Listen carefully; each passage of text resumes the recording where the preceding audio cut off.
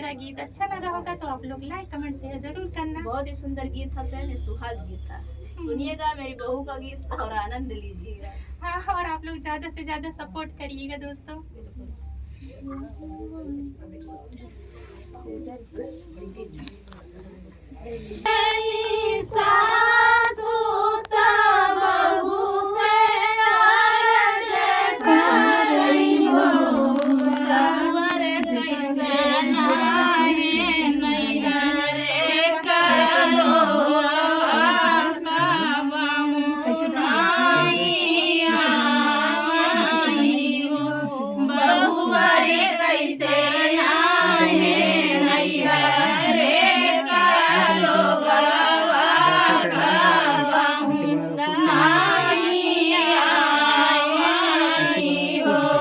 बोलिया तो बोले सासू बोलही नहीं जानी, बोलही नहीं जानी हो सासू बिना रो माई के नाई हरावा नहीं हरवा नहीं निकलवा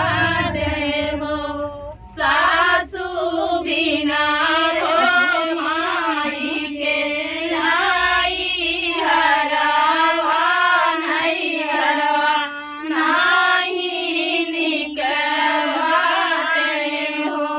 माई जहो तीनी सासू पलंग चढ़ी बैठी, पलंग चढ़ी बैठी हो सासू भौजी ना देली पिढ़ैया नहीं हरवा नहीं जगवाते हो सासू भौजी ना देली पिढ़ैया नहीं हरवा नहीं निकलवाते हो।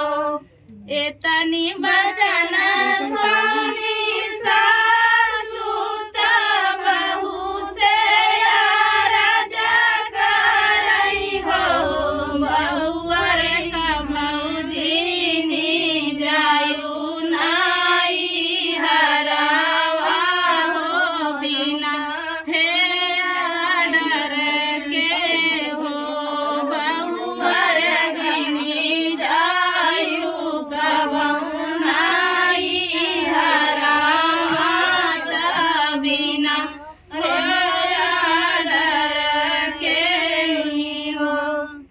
तो फ्रेंड था सोहर गीत, आप लोग को कैसे लगा कमेंट बॉक्स में बताना। किसी ने दोस्तों